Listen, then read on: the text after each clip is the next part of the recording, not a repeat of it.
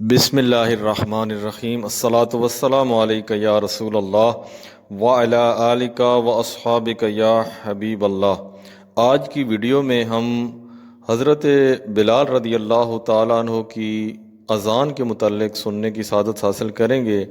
وہ خوبصورت اذان جو پیارے آقا صلی اللہ علیہ وسلم کے وصال کے بعد حضرت بلال رضی اللہ تعالیٰ عنہ نے دی تھی، انتہائی ایمان افروز واقعہ ہے۔ ویڈیو کے آخر تک ضرور سنیے گا اور چینل کو بھی سبسکرائب کر لیجئے، بیل آئیکن کے بٹن کو بھی دبا لیجئے تاکہ ہر آنے والی مفید ویڈیو آپ تک بر وقت پہنچ سکے۔ چلتے ہیں جی ویڈیو کی جانب۔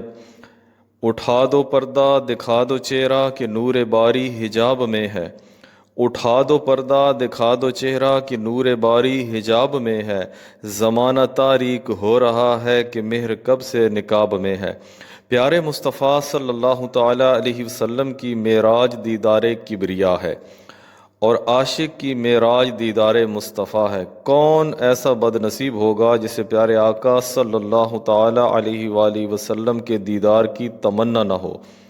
یقیناً عاشق رسول کی تمام تر متاع دیدار رسول ہی ہے۔ ان آنکھوں کا ورنہ کوئی مصرف ہی نہیں ہے، ان آنکھوں کا ورنہ کوئی مصرف ہی نہیں ہے، سرکار تمہارا رخ زیبا نظر آئے۔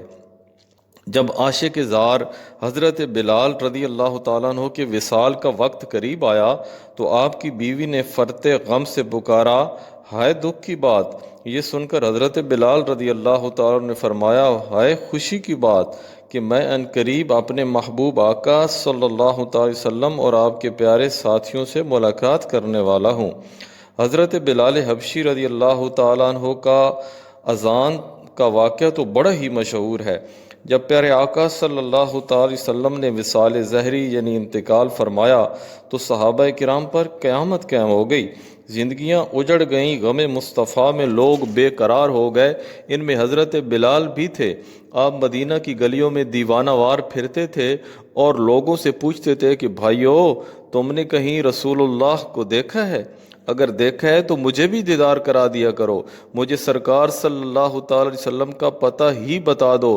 مدینے کی گلیوں میں ہر جگہ محبوب کے قدموں کے نشان ہیں۔ آخر کار حضرت بلال جدائی کی تاب نہ لا کر مدینے سے ہجرت کر کے ملک شام کے شہر حلب میں چلے گئے۔ تقریباً 1 سال کے بعد خواب میں حضرت بلال رضی اللہ تعالیٰ عنہ نے حضور اکرم صلی اللہ تعالیٰ علیہ وسلم کا دیدار کیا۔ سرکار صلی اللہ تعالی وسلم فرما رہے تھے، اے بلال، تم نے ہم سے ملنا کیوں چھوڑ دیا ہے؟ کیا تمہارا دل ہم سے ملنے کو نہیں چاہتا؟ آنکھ کھل گئی، اضطراب بڑھ گیا۔ لبیک یا سیدی، اے آقا، غلام حاضر ہے کہتے ہوئے اٹھے اور راتوں رات اونٹنی پر سوار ہو کر مدینہ منورہ کی طرف چل نکلے۔ رات دن برابر سفر کرتے ہوئے آخر مرکز عشاق دیار مدینہ کی نورانی اور پرکیف فضاؤں میں داخل ہو گئے۔ وہ مدینہ جو کونین کا تاج ہے، جس کا دیدار مومن کی معراج ہے۔ زندگی میں خدا ہر مسلمان کو وہ مدینہ دکھا دے تو کیا بات ہے۔ مدینے میں داخل ہوتے ہی دل کی دنیا زیر و زبر ہو گئی۔ سیدھے مسجد نبوی میں پہنچے اور سرکار مدینہ صلی اللہ تعالی وسلم کو تلاش کیا، مگر سرکار نظر نہ آئے۔ پھر حجروں میں تلاش کیا، وہاں بھی سرکار صلی اللہ تعالی وسلم نہ ملے۔ آخر بے قرار ہو کر مزار پر انوار یعنی گنبد خضرا پر حاضر ہوئے اور روتے ہوئے عرض کیا، یا رسول اللہ صلی اللہ تعالی علیہ وآلہ وسلم، حلب سے غلام کو بلایا اور خود پردہ میں چھپ گئے، دیدار بھی نہ کرایا۔ روتے روتے بلال بے ہوش ہو کر قبر انور کے قریب گر گئے۔ اسی دوران حضرت بلال کی مدینہ منورہ میں آمد کا شورا ہو چکا تھا۔ ہر طرف غل تھا کہ مؤذن بلال سرکار صلی اللہ علیہ وسلم کی خدمت میں حاضر ہوئے ہیں۔ جب حضرت بلال رضی اللہ تعالیٰ عنہ کو ہوش آیا تو دیکھا کہ ہر طرف لوگوں کا ہجوم ہے۔ اب منت سماجت شروع ہو گئی، لوگ التجائیں کر رہے ہیں، اے بلال، ایک دفعہ پھر وہ درد بھری اذان سنا دو جو مدنی سرکار صلی اللہ تعالی علیہ وسلم کو سناتے تھے۔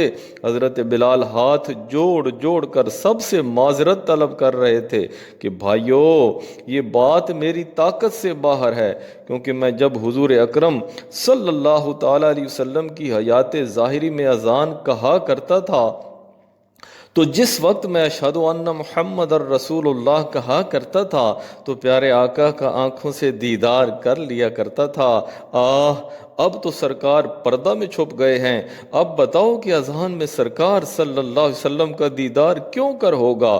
مہربانی فرما کر مجھے اس خدمت سے معاف کر دو، مجھ میں برداشت کی قوت نہیں۔